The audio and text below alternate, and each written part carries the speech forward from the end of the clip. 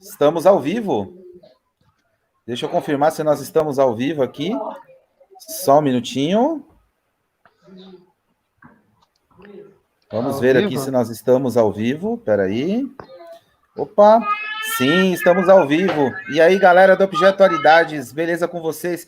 Pô, hoje é um dia especial aqui, né? A primeira live do ano de 2020 e tinha que ser com esses feras, né? Vou apresentar para vocês aí que não conhecem, acho que todo mundo conhece, mas vou apresentar. Professor Tom Andrade, que tem uma página no Facebook fantástica, página do professor Tom Andrade, professor de História, fantástico. Na verdade, professor das Ciências Humanas em si. E aí, Tom, beleza?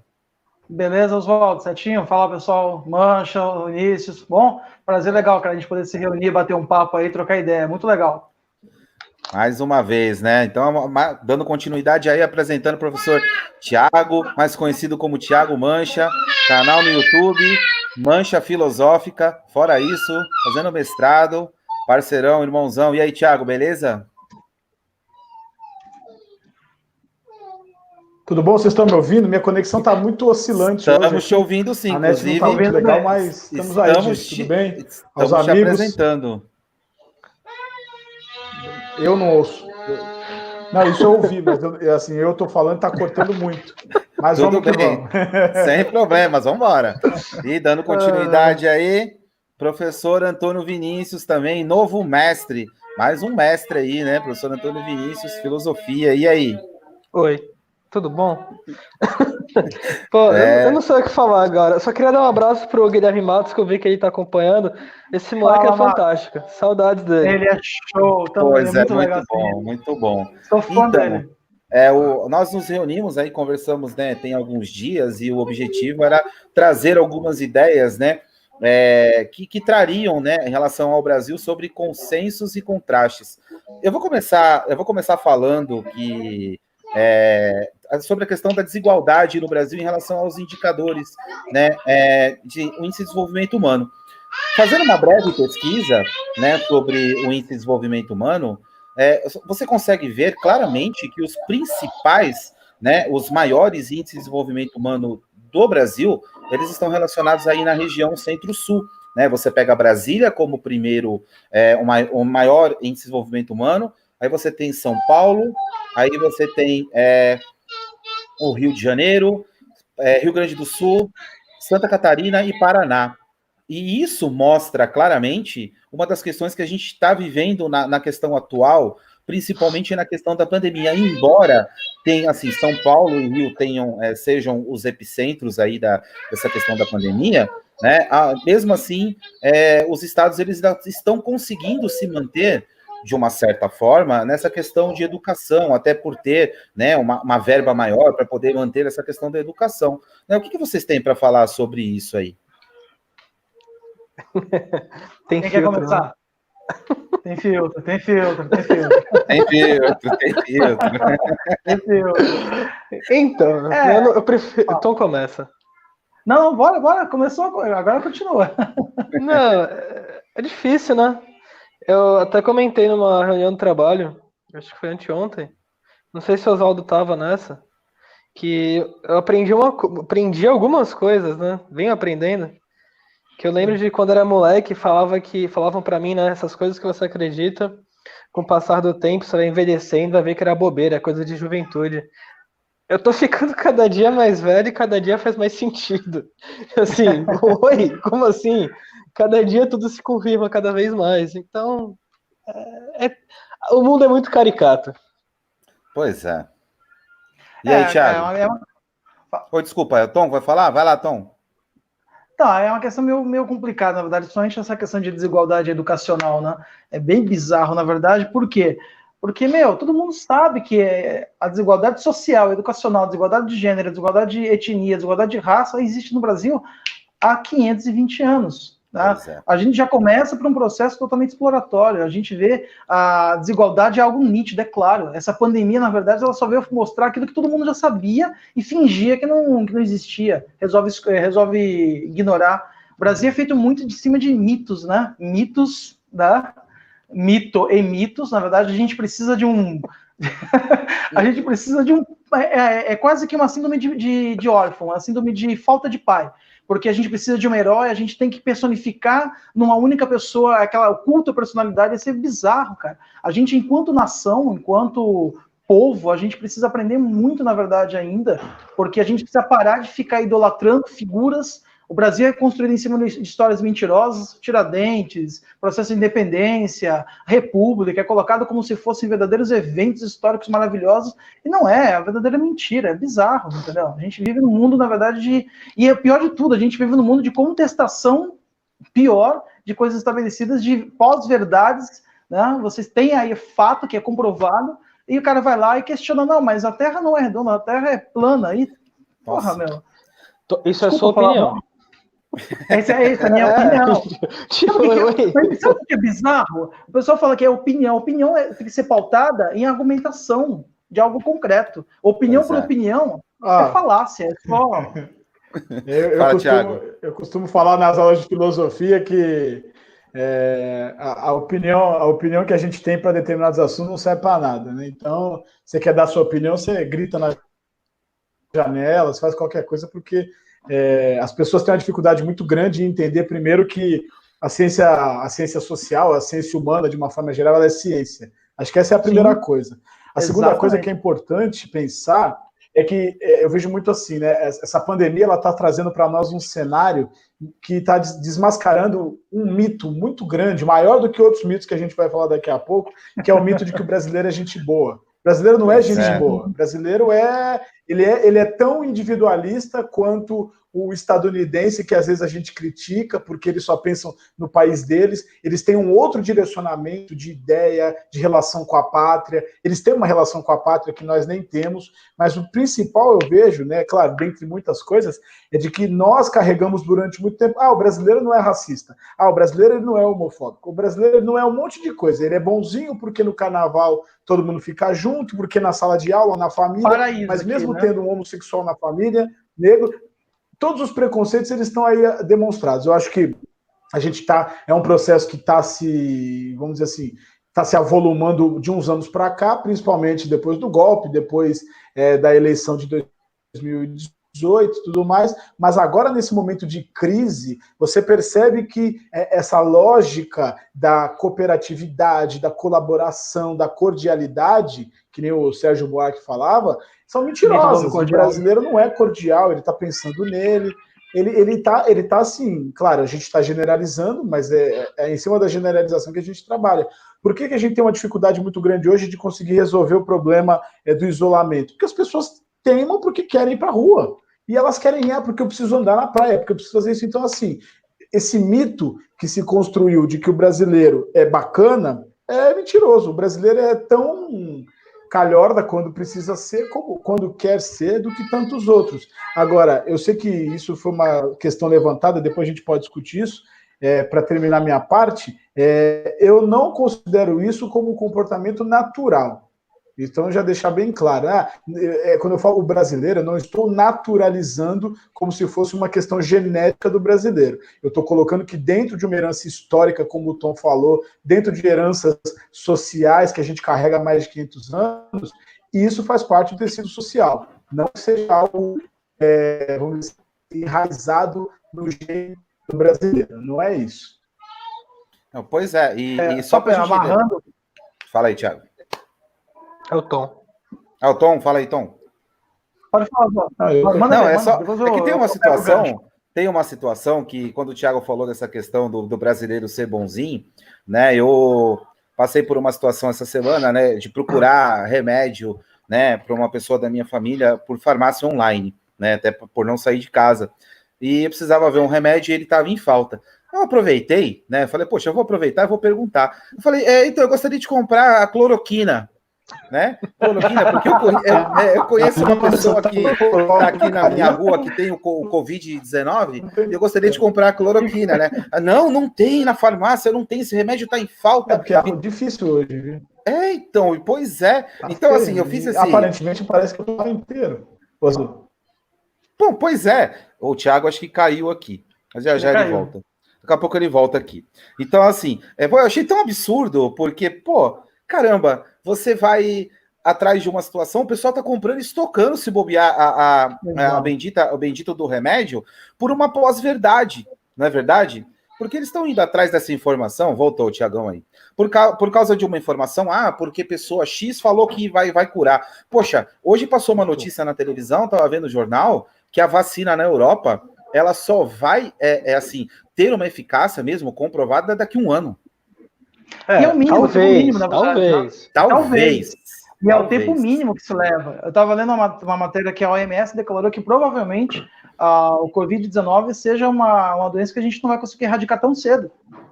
Entendeu? Pois a gente não vai conseguir erradicar tão cedo. E tem uma outra coisa também, só pegando o gancho do Mancha, que ele falou sobre o brasileiro ser cordial. O próprio Sérgio Buarque de Holanda, citando, né? Sim. Falava justamente sobre o mito do homem cordial, né? Na verdade, existe até uma frase bem interessante: para os meus amigos, tudo. Para os meus inimigos, a justiça. Então, essa frase é bem interessante, porque ela é bem isso. O que é? O favorecimento.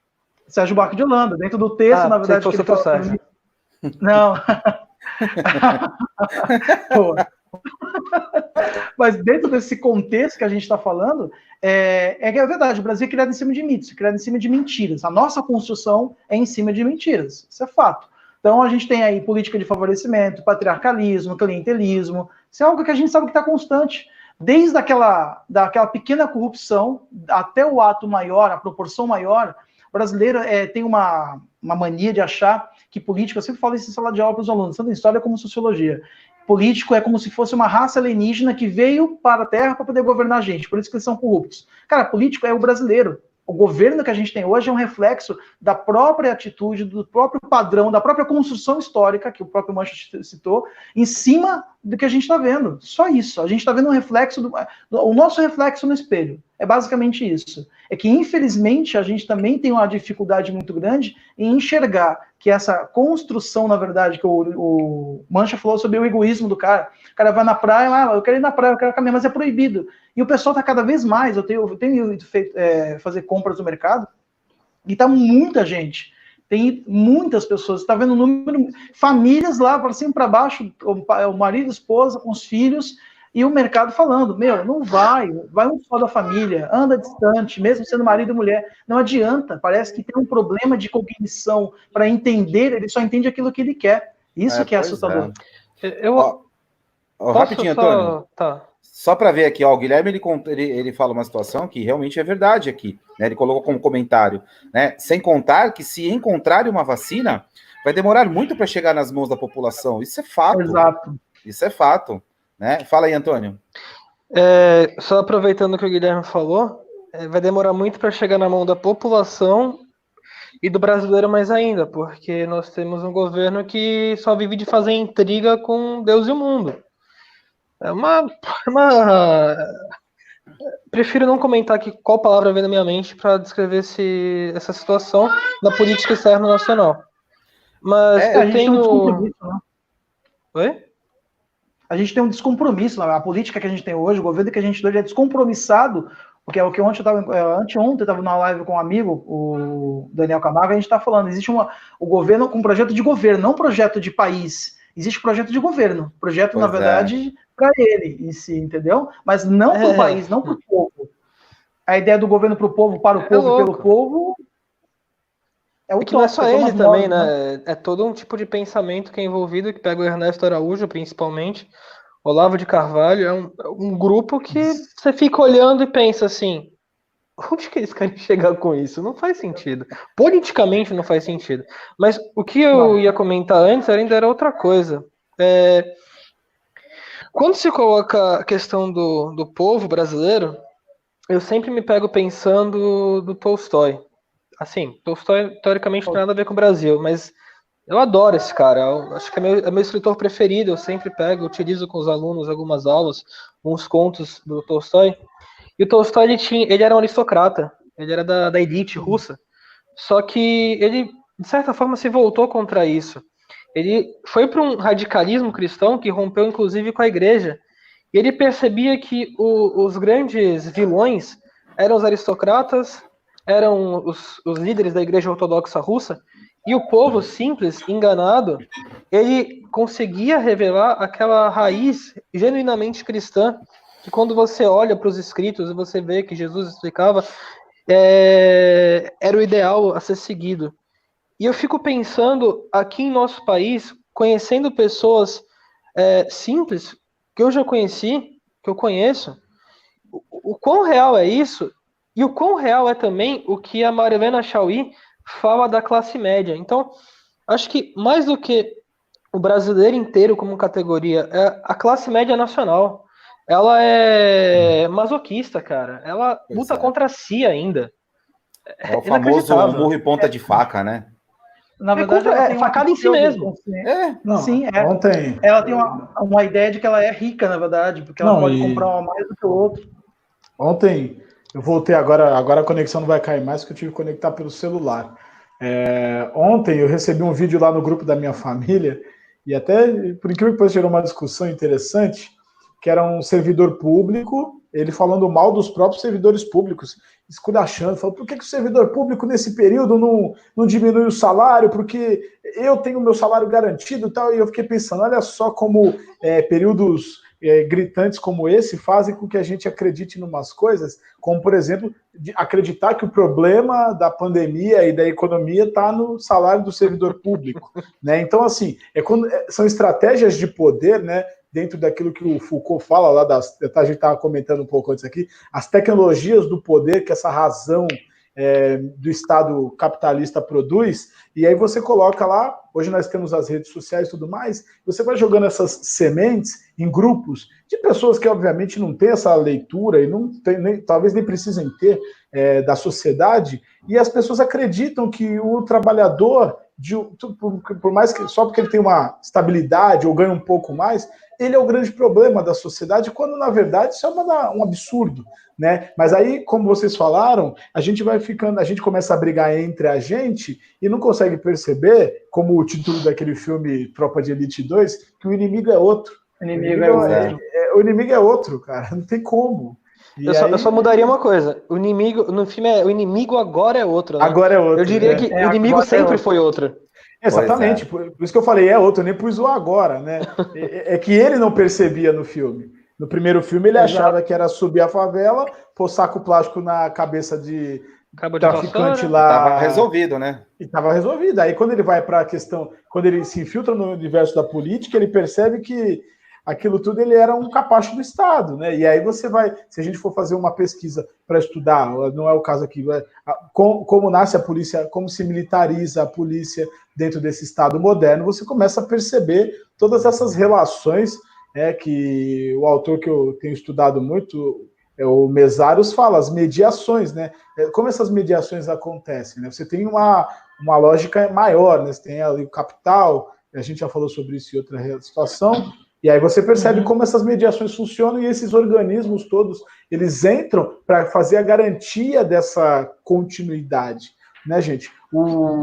A gente estava discutindo ontem no grupo de pesquisa que eu faço parte, que fala sobre trabalho e política, e no fundo, a gente chama de neoliberalismo, até a minha professora comentou, a professora Ivanise, ela falava assim, liberalismo, talvez na lógica, salvo aquele primeiro lá, se você for estudar a tradição inglesa no início do século XVII, liberalismo sempre foi essa questão de se adaptar às lógicas para fazer com que o seu poder continue, né? Mas é muita coisa, vamos que vamos. Deixa eu perguntar um negócio para vocês aí, rapidinho. Vocês acreditam que com essa crise aí da pandemia, vocês acreditam que a gente volte a um keynesianismo, não?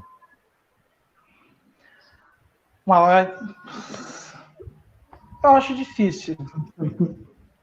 Eu não sei nem. Olha, é muito difícil responder isso, porque ninguém sabe quando vai acabar, ninguém sabe os estragos que vão acontecer, ninguém sabe. Os estragos assim, estão correndo. A OMS fala 5 anos, a Coreia do Sul aparentemente tinha resolvido sua situação. Aparentemente, mas voltou a ter casos porque o pessoal foi pra balada, aí ferrou. A China voltou a ter casos em Wuhan.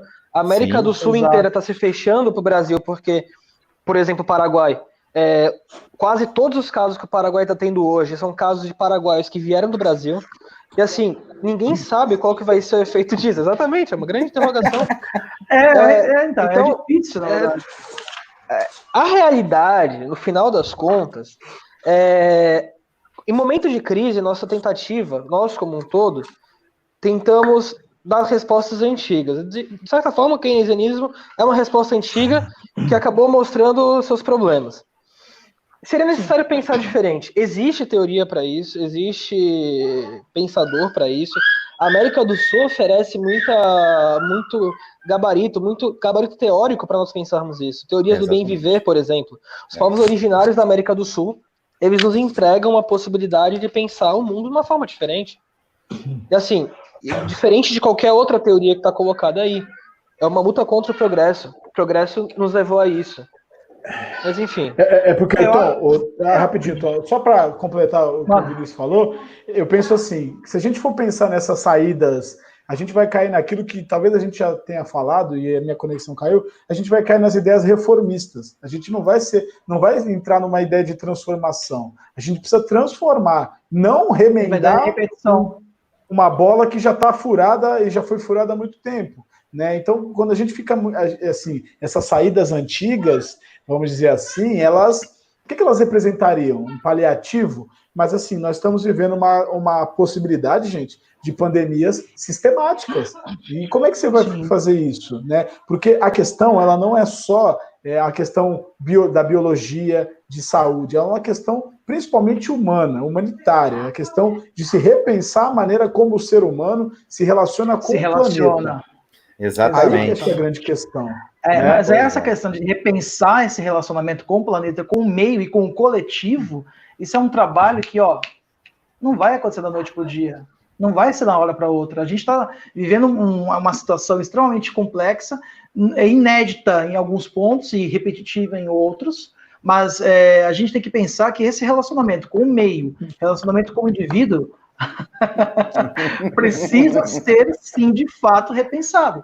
Na verdade, se reinventado. Não é o que o Mancha falou. A gente não pode pegar ideias que já existiram, tentar modificar alguma coisa ali, adaptar e colocar em prática de novo. Porque muitas vezes elas não vão dar certo. A realidade é outra, os tempos são outros, o indivíduo é outro, as aspirações do indivíduo são outras, né? É bem interessante. Eu gosto muito de um autor da escola de Frankfurt, Theodor Adorno, que ele fala muito sobre a questão da alienação do indivíduo na sociedade, né? Como a gente vive através do ópio do povo, como a indústria, na verdade, faz com que a indústria cultural, que é o que ele estabelece, faz com que a gente fique alienado. Então, você trabalhou aí o dia inteiro, você teve uma carga de trabalho exaustiva, chega no final do dia, você vai assistir uma novela, vai ver um jornal, que é uma mídia, na verdade, que vai trabalhar em cima de um controle, de uma manipulação de informações, para tentar moldar você e direcionar você o caminho.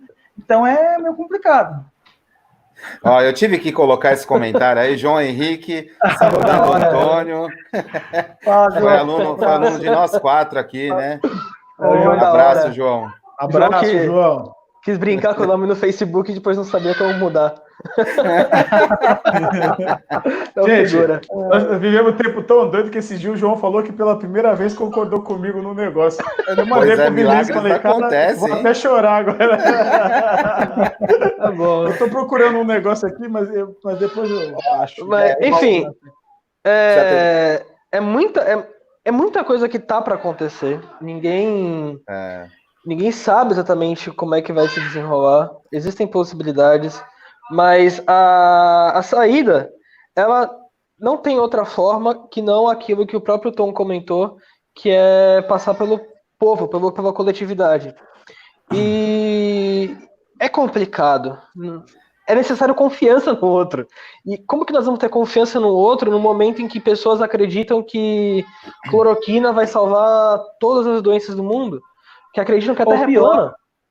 Ou pior, que isso, na verdade, é uma verdadeira mentira, que essa doença não existe, é tudo papo furado. Ah, verdade. É o comunavírus. Cara, é absurdo isso, cara. É absurdo. Eu falo, isso é uma verdadeira mentira. Eu relativizo no número, 13 mil pessoas morrendo é uma besteira. A gente está na marca de 13 mil. E a gente vai chegar muito mais.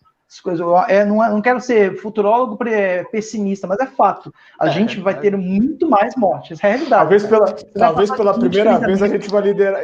Tom, talvez pela primeira vez, infelizmente, a gente vai liderar um ranking aí mundial. O ranking mundial. Não sei se pela primeira vez, mas não sei se é a primeira vez, talvez o Brasil já lidere, não sou estatístico. Em futebol.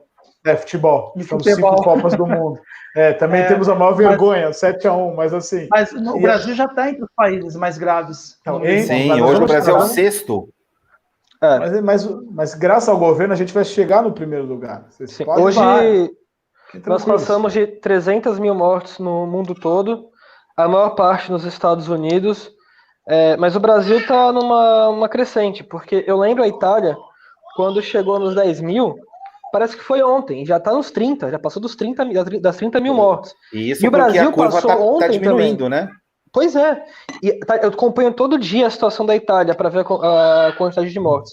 Teve um momento que estava 900 pessoas por dia, 800, mas logo começou a cair, estabilizar, aí voltava a crescer, aí caía.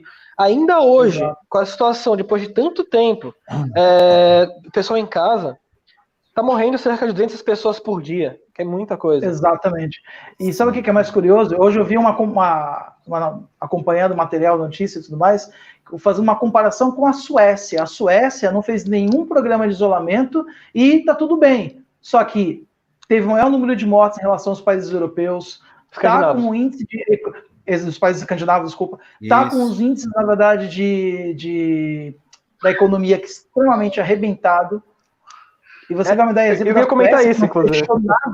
Então, não fechou nada, tem que seguir o mesmo exemplo dos caras, o exemplo da morte, então vamos descer a ladeira abaixo, vamos chegar no primeiro lugar, vamos chegar no ranking e atingir o primeiro. Peraí, cara, isso é no mínimo falácia, é no mínimo estupidez de argumento, porque não tem argumento algum para falar uma coisa dessa. É irresponsável até. E é isso que a gente fala, é irresponsável. Fora a questão da população sueca, são 10 milhões de habitantes, tem menos gente na Suécia do que tem na cidade de São Paulo. Suécia é um país grande, com pouca gente, então é bem pouco povoado.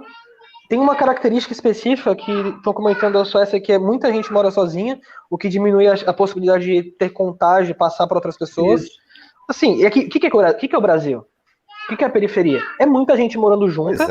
Os centros das cidades, é muita gente morando junto, porque não tem condição de bancar uma casa e tem que dividir com um monte de gente. Exato, é uma necessidade, saneamento básico. Exatamente. No centro de Santos, o que é o cortiço no centro de Santos? Ainda hoje, em Santos, 2020, existe cortiço. Exato. Santos está entre as 5 cidades mais ricas do Brasil. É o grande IDH, é IDH europeu. Eu conheço a condição de... Só para falar em números aí, você falou Santos, o IDH de Santos é 0,825. Ele equivale mais ou menos aí o IDH da Croácia. Só para a gente ter uma noção aí de número, né? Santos tem um IDH altíssimo, comparado a nível Brasil. Aí é que é o grande problema do número, né? O número é frio, né? Ele não é frio, ela é gelada, ela é congelada. Ele não enxerga um Jardim São Manuel, ele não enxerga uma zona noroeste. Mas uma coisa, fala. É uma experiência. Tem um documentário que é Santos por trás do cartão postal. Eu já vi. É esse o nome. Eu tive duas experiências. Eu tive 2 experiências diferentes.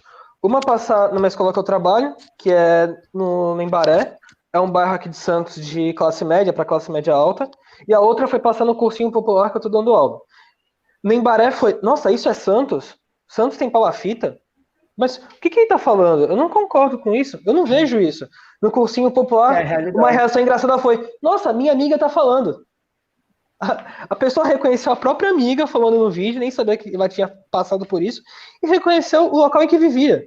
Assim, tudo que ele tá falando ali no vídeo, a palafita, é minha casa, meu vizinho, onde mora meu tio. Talvez seja onde mora, e talvez seja onde mora o professor. Não, gente. E às vezes é onde o professor dessa pessoa mora. O cara às vezes está lecionando numa escola A, B ou C, até às vezes uma escola, vamos dizer assim, de uma classe mais elevada, elitizada, mas ele é pobre. Né? Ele é pobre, cara. E às vezes ele mora lá, ele tem um parente que mora lá, o aluno dele não reconhece isso. Eu tive uma aluna uma vez numa escola particular, não importa a aluna, eu também não lembro qual é, mas assim, ela falou para a gente comentando sobre favela, ela falou assim, nossa, mas na favela as pessoas moram em lugares com telhado? Ela falou isso. E, assim, a gente, assim, mas você vai... É a ideia que se faz. E aí, é a alienação da realidade. Cara, mas é muito complicado. A Adri Amarante colocou consciência sobre o coronavírus. Pô, Adri, o brasileiro tem que ter consciência de um monte de coisa, né? O coronavírus ele só está exaltando a falta de consciência, vamos usar essa palavra, a alienação como categoria, aí não importa, mas de uma população inteira, que, assim como diz a letra do hino, está deitada eternamente, num berço esplêndido. Só que o berço, só que a cama é de espeto, cara. A cama é de espeto. O povo está deitado numa cama cheia de prego e está na perspectiva enferrujado, que se tu não morrer de Covid, morre de tétano. Mas tá legal, cara, tá bacana. Então, assim, a gente tem que ter um pouco mais de indignação. E aí a gente precisa olhar exemplos do nosso lado aqui, né? Vamos dar um exemplo que a Globo adora colocar esse futebol. O povo argentino é muito mais enraizado nas suas lutas, a gente não está discutindo isso, mas muito mais consciente. É complicado falar essas coisas também, né? De a comparação de uma coisa ou outra, mas a gente percebe isso. É um povo que tem um histórico, um parâmetro, e nosso aqui é a terra do futebol, mulher, cerveja, essa coisa, essa ideia óbvio do povo. Sabia que eu tenho muita curiosidade sobre a Argentina, porque eu fui para lá tem 2 anos, eu fiquei 5 dias em Buenos Aires. Coisa mais engraçada, assim, no bom sentido, eu fiquei positivamente surpreso, foi que todo dia que eu fiquei lá, eu vi uma greve diferente, um protesto diferente. Me convidaram para participar da marcha das avós da Praça de Maio. Na Praça de Maio. E, assim, tem toda essa movimentação, tem todo esse engajamento na parte considerável da população. É uma galera que está sempre na rua, sempre movimentando, mas, ao mesmo tempo, eles elegeram com um neoliberal Macri, que teve muito mais força, não estou nem falando do Macri, estou falando dos anos 90. Neoliberal que com muito mais força arruinou o país, entregou, que acabou saindo, deixando um presidente que depois saiu. Em uma semana tiveram 3 presidentes. O Domingos Cavalo teve que fugir de helicóptero para não ser pego na porrada pela população. E aí, depois de tudo, ainda colocaram o Macri. Então, apesar dos pesares, eles também têm muitos problemas. Como nós. Sim, mas e aí, tem. É tudo muito igual na América Latina, né? O Galeano, ele foi tão preciso. O Eduardo Galeano, uruguaio, foi tão preciso quando ele começa a falar da Guatemala, é a mesma coisa que o Brasil. Ele fala da Panamá, a mesma coisa que a Argentina. É incrível. Não dá para pensar. O pessoal, o Daciolo falou brincando da Ursal, ninguém nunca tinha pensado nisso. Mas não é uma má ideia. Não é uma má ideia. Não. Então, mas a construção da Argentina é uma construção baseada também em muita luta, né? José de San Martín, ele vai, embora seja um líder da elite crioula, mas ele mobilizou a população para poder construir, para poder pegar em armas, para poder lutar. Então é uma construção diferente da nossa. A nossa construção, na verdade, historicamente falando, é uma construção preguiçosa. Ela só vai, na verdade, como Caio Prado Júnior falava, né? É a modernização conservadora. A gente só teve um processo de independência porque a elite achava aquilo interessante, então vai modernizar com uma independência, mas vai conservar os seus privilégios e direitos, direitos, entendeu? Tom, e aí acho que a gente precisa cair naquela ideia que um amigo meu, o André, que é professor de história também, doutor aí em história social, ele fala muito, né? O perigo da história única. Nós somos criados nós somos educados, né? Nosso processo escolar, assim, o Tom é mais velho que todo mundo aqui e tal. Eu sou bem mais novo que ele. Quem raspa a cabeça vai o cabelo dentro do branco. O mais novo sou eu, 22, tá? 22 do segundo tempo, da prorrogação, né? Tá no acréscimo.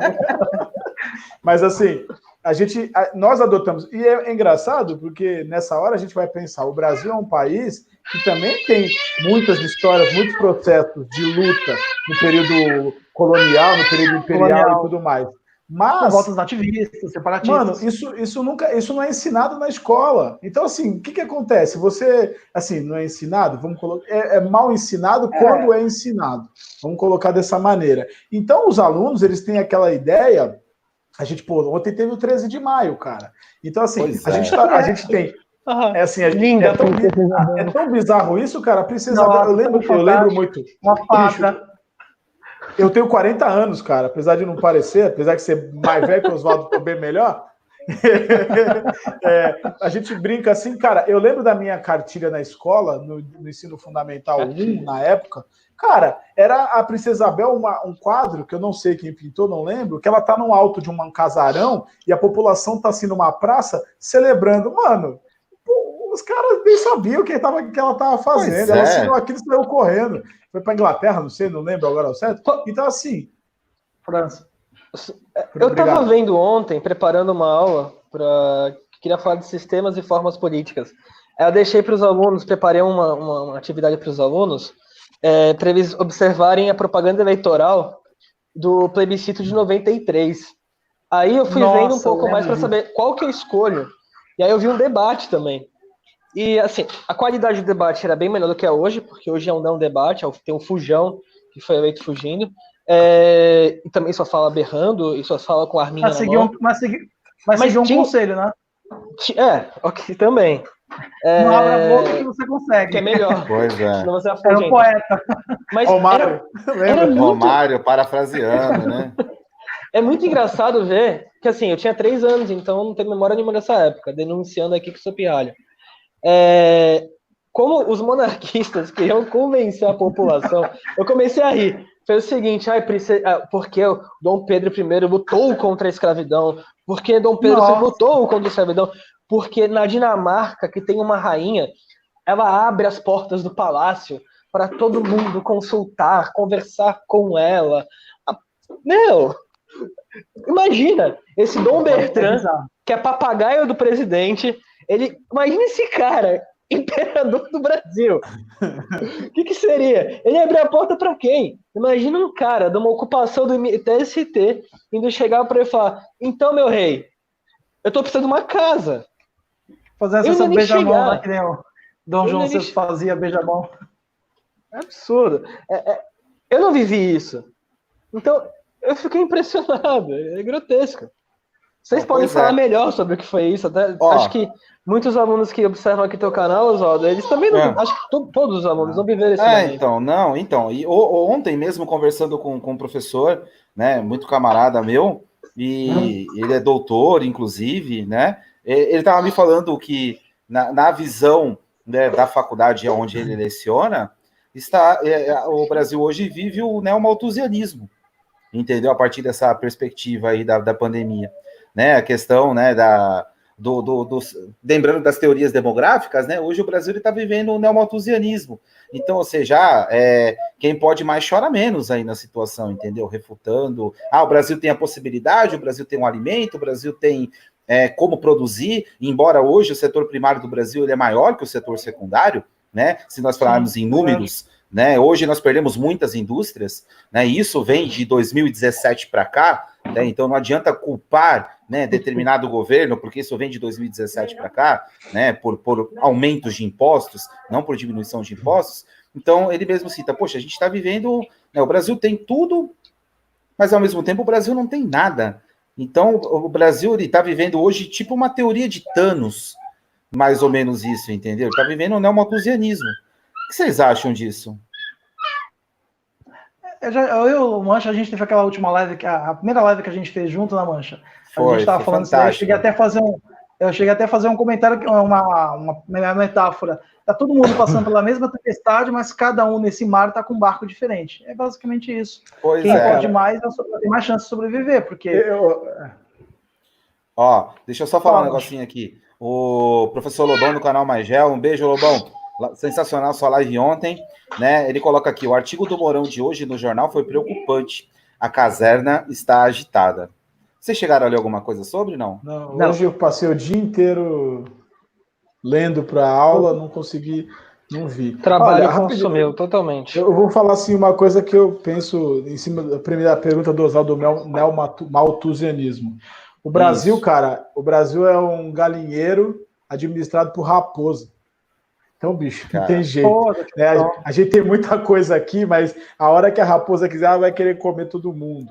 Então, e na verdade já acontece isso, só que acontece, vamos dizer assim, aí também a gente tem que fazer a crítica, e a crítica precisa ser feita, né? Os governos ditos, considerados comunistas, por alguns, vamos usar o termo assim, ingênuos, esses governos... Bom, Guilherme, rapidinho. Não sei. Até tenho uma ideia de onde começar, mas deixa eu já me perdi o raciocínio. A gente não fez as reformas de base. As reformas da base não foram feitas. O PT não fez essas reformas na base. Então, hoje, a gente tem essa sociedade problemática justamente pelo fato de não ter havido reformas de base. Muita gente fala que o João Goulart, o historiador aqui, o Tom, tem mais a propriedade para isso, mas muita gente fala que o João Goulart era o comunista mor, ia fazer essas reformas, e nem era essa a ideia. Mas em alguns aspectos, ele tinha alguma ideia de fazer determinadas reformas de base, né? Que com certeza não seriam reformas como elas deveriam ser feitas. Se você for pensar que a gente teve aí quase 30 anos de ditadura militar aí no Brasil, você pode pensar que se aquelas reformas que não foram feitas em 64 não foram feitas depois, você tinha um problema muito maior, porque o país é muito mais problemático. Muita coisa tinha acontecido. Os militares sucatearam o país em todos os aspectos, aumento da dívida externa, perseguição, morte, uma série de coisas. E aí você tem um país que, nesse processo todo, não fez essas mudanças que deveriam ter sido feitas e ele continuou caminhando. Aí você tem uma mudança radical para um neoliberalismo privatizante, principalmente a partir do governo Fernando Henrique, e que o senhor Luiz Inácio deu continuidade a esse projeto, com essa ideia de governo de coalizão, um monte de coisa. E aí você tem um cenário hoje. Onde que a gente vai começar? Cara, o nosso problema é muito grande. Ele é muito grande e muito grave. Ele passa por uma série de questões. Então, o que a gente tem que parar para pensar é que essas mudanças precisam acontecer nas bases. Só que não podem acontecer e não vão acontecer com as criminalizações aos movimentos sociais. O Antônio lembrou aqui do MST, do MTST, um deles, os sindicatos. Aí aqui eles vão dizer, mas tem corrupção no sindicato. Cara, a corrupção tem onde tem ser humano. Em qualquer lugar. Não é essa. A corrupção faz parte do ser humano. A questão ela é muito maior.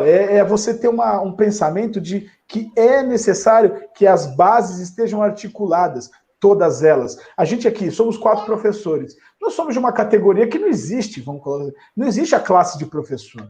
Você não consegue discutir numa reunião pedagógica, por exemplo, com os professores, nenhum assunto que saia daquela mesmice que as apostilas enquadram ou que os meus conteúdos... Aí você escuta o teu camarada falar assim, não, porque no 5º ano eu tenho que trabalhar tal coisa. Por que você tem que trabalhar isso?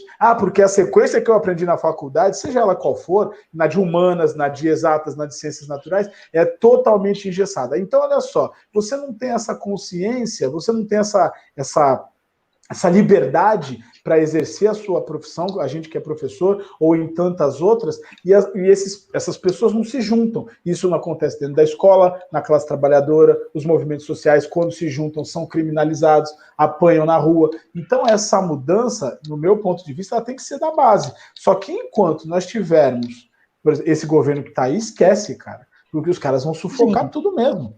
Tem como. Pois é. E o comentário do Igor. Foi teu aluno, né, Tom?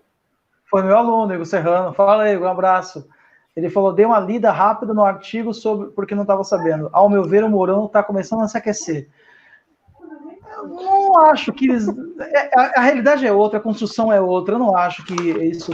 a gente tem um novo 64 para acontecer. Não, a estrutura é diferente. Para vocês terem uma ideia, durante toda a década de 60, a década de 70, a gente vai ter uma forte intervenção dos Estados Unidos para haver uma série de movimentos de ditadura que vão acontecer. Brasil, Chile, então a gente vai ter uma estrutura de mundo naquela época completamente diferente de hoje.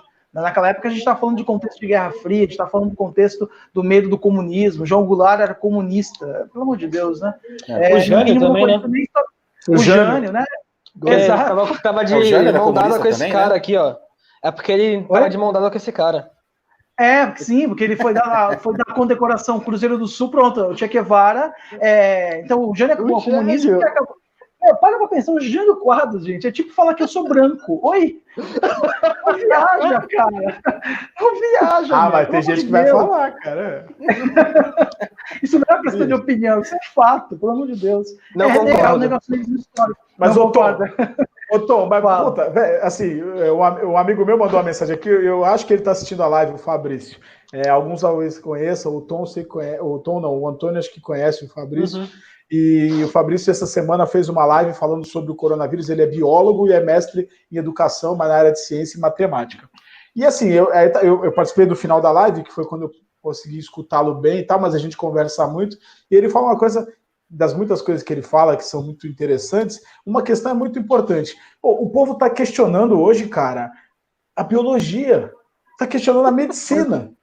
Pois é, cara, que absurdo. Assim, a que ponto nós chegamos? Porque assim, enquanto o camarada chegava numa aula de história, de filosofia e falava assim, eu não concordo com você, o meu pai falou tal coisa, você ficava assim olhando e falava, cacete, meu, o que eu posso fazer? Aí, mas assim, eu, na minha ingenuidade ou na minha credulidade, pensava assim, não, mas aquilo que é, vamos dizer assim, científico, como eles entendem ciência, porque eles não entendem a humanidade como ciência, a social como ciência, o povo está discutindo isso. O povo hoje está dizendo que... Eu tenho história aqui, não posso falar de quem é, mas um camarada meu contando que um parente dele,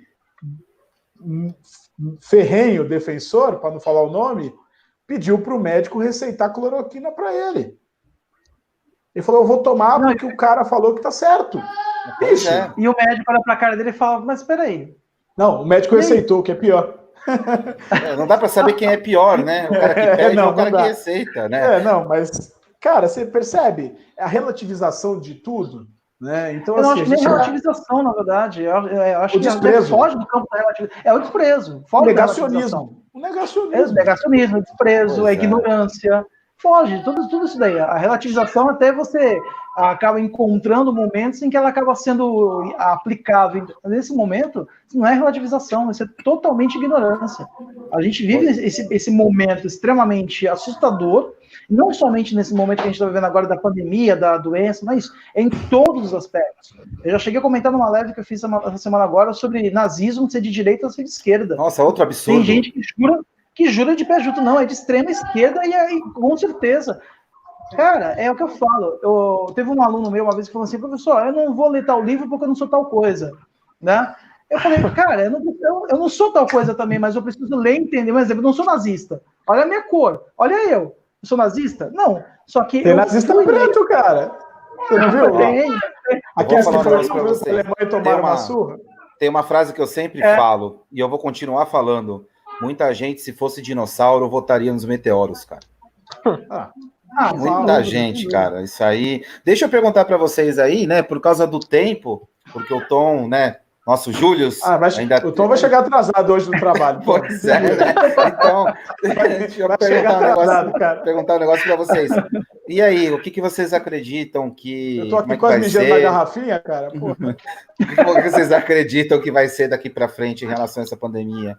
Né? Como é que vocês acreditam que vai ser o Brasil? Né? Como é que vai ser essa questão do consenso e do contraste em si? Thiago já deu a resposta, né?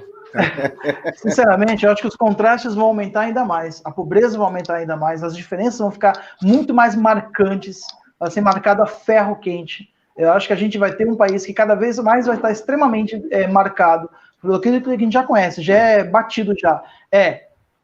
Falta de distribuição de renda, com alta concentração de renda, maior índice de pobreza. A gente fala hoje sobre ensino híbrido, algo que se comenta, fala-se há anos. Hoje todo mundo resolveu agora ter que se adaptar ao ensino híbrido. Só que nem todo mundo tem condições de ter um celular, nem todo mundo tem condições de ter um equipamento em casa. Tem gente que não tem comida em casa, como é que ele vai ter internet em casa para poder conseguir acessar as aulas, para que ele possa estudar? O cara mal tem um celular, o cara mal vive, na verdade, de maneira digna. Né? Então a gente vai ter cada vez mais uma segregação, tanto a nível social, tanto a nível econômico, daqueles que têm condições daqueles que não têm condições absolutamente de nada. Então vai aumentar a miséria, nosso país vai ser ainda mais miserável. E sinceramente, não é nem uma questão, uma visão mais negativa, vai ser uma questão mais realista. A gente vai demorar muito tempo para se recuperar, tanto a nível social, tanto a nível político, tanto a nível econômico, todos esses estragos que a gente está passando por esses momentos, esses anos todos aí. Aí, Thiago. Comentário do Fabrício aí. Fera. É isso negacionismo mesmo, cara. É negacionismo. Lamentável, né? Vamos dizer assim. Tem um senhor que na época era deputado, que um dia numa entrevista ele falou que só quando 30 mil brasileiros morrerem que as coisas vão mudar nesse país. Já tá chegando, né? Parece que tá chegando nisso, a tendência infelizmente é essa. Acho que dada como as coisas estão andando, eu diria que é inescapável isso, vai passar dessa situação. Então nós vamos sofrer muito ainda. Eu não digo nem tanto nós que estamos conversando aqui, mas os brasileiros em geral vão sofrer muito. O dono da van não tá nem aí. Madeira, Drubs, que não vai pegar nada com ele, por enquanto. Só que, a depender da situação, pode ser que, nesse momento, aquele deputado Jair, curioso, mesmo nome do presidente, né? Talvez ele esteja certo. Morrendo 30 mil pessoas, talvez as coisas mudem. E aí eu tenho um pouco de esperança. Eu lembro um grande pensador brasileiro chamado Edson Arantes do Nascimento, que quando marcou o milésimo gol, ele foi e falou: invistam nas criancinhas, confiem nas criancinhas. Aí no meu mestrado, eu fiz um mestrado sobre Hannah Arendt, falando sobre a pluralidade. E aí no final, eu fui puxando um pouco para a relação da Hannah Arendt com a Rosa Luxemburgo, uma influência gigante da Rosa Luxemburgo no pensamento da Hannah Arendt, tanto pela própria vida dela, quanto do marido dela, que era membro do Partido Comunista, que lutou junto da Rosa Luxemburgo. E aí eu fui analisar, eu usei esse livro aqui, analisar as ocupações de escolas em São Paulo. E eu, necessariamente, assim, acabou vindo como uma necessidade na pesquisa observar o Chile no ano passado, o que estava acontecendo. Aquele processo do Chile, no final do ano passado, que vai gerar uma pesquisa para ver se fazem uma nova Constituição, e provavelmente farão uma nova Constituição, ele não começou ontem, ele começou com o movimento de ocupação das escolas na primeira década desse século. Tem mais de 10 anos que a molecada começou ocupando escola, começou a sentir. Então, política é isso, política é participação, política é perceber que a minha voz tem que ser ouvida, e não só tem que ser digitada numa urna, escrita no papel. Então, eu vou participar. E hoje eles vão tendo, não neste momento por causa da pandemia, mas antes dela vinha tendo uma grande mudança, uma grande relevância. E eu vejo que o Brasil, que passou um gato passando na frente. Quem sabe faz ao vivo. Que passou por um movimento de ocupações das escolas recentemente, tem muito a ganhar com isso. Essa molecada que ocupou as escolas é fantástica. Quem pôde ir em alguma dessas escolas ocupadas viu o interesse, viu o carinho, o cuidado que eles tinham pela coisa pública. Como é que é aquela escola do Canal 3 que eles ocuparam? Foi uma das, o Cleóbulo. Eu estudei lá, inclusive. E eles entenderam na prática a diferença entre público e privado e viram que ninguém se importa com o público. Só que se ninguém se importar com o público, não vai estar bom para ninguém também. Antônio, só para um pequeno grupo.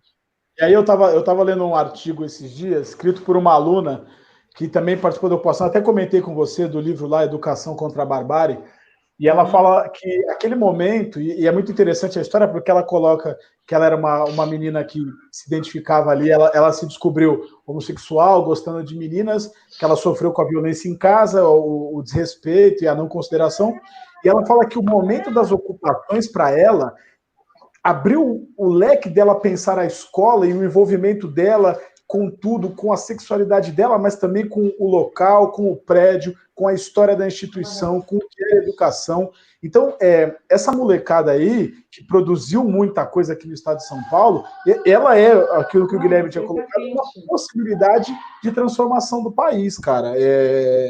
Porque vai diretamente bater aquilo que esses caras menos querem, é que essa população tenha consciência dos seus problemas, mas que vislumbre espaços de transformação, espaços que no começo podem ser pequenos e muito distantes, mas a partir do momento que eles começam a acontecer, eles vão juntando. É que o Uli fala, Ulisses, veja, a necropolítica, ela está aí, é o Baby que fala sobre ela, né? Então, assim, a gente tem que resistir a essas ocupações, como o Antônio colocou, elas são um exemplo fundamental de que a resistência ela vai se dar nesses pequenos organismos.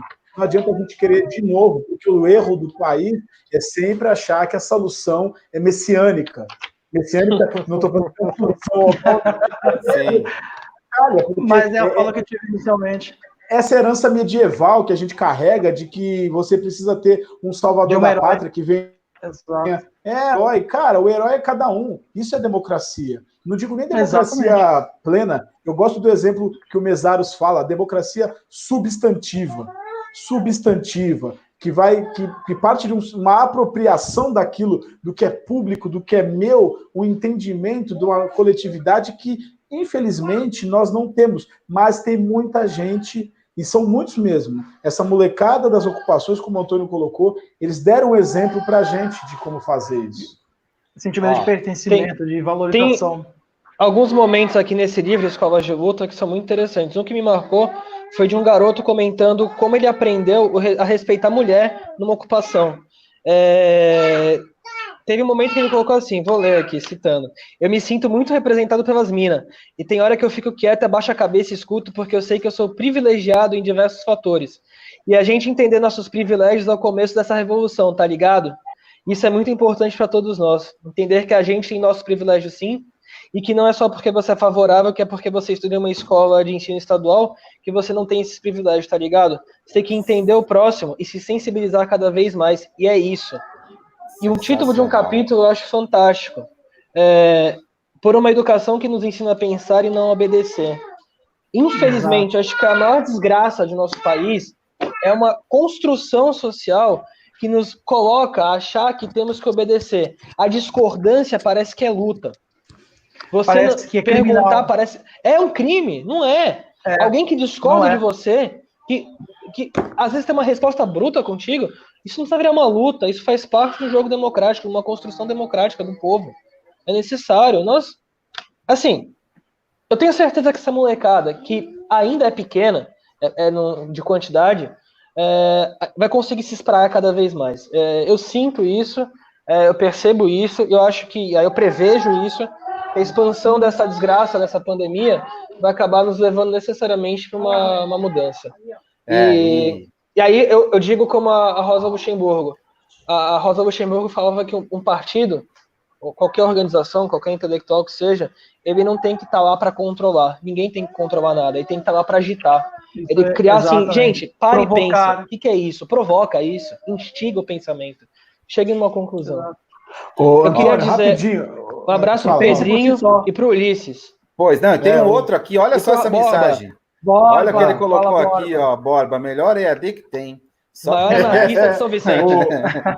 Ô, Antônio, isso que você está falando, tem um artigo do Rodrigo Hattier, acho que essa é a pronúncia, que foi editor, trabalhou na revista Nova Escola, e o título é Escola e Afetos, um elogio da raiva e da revolta.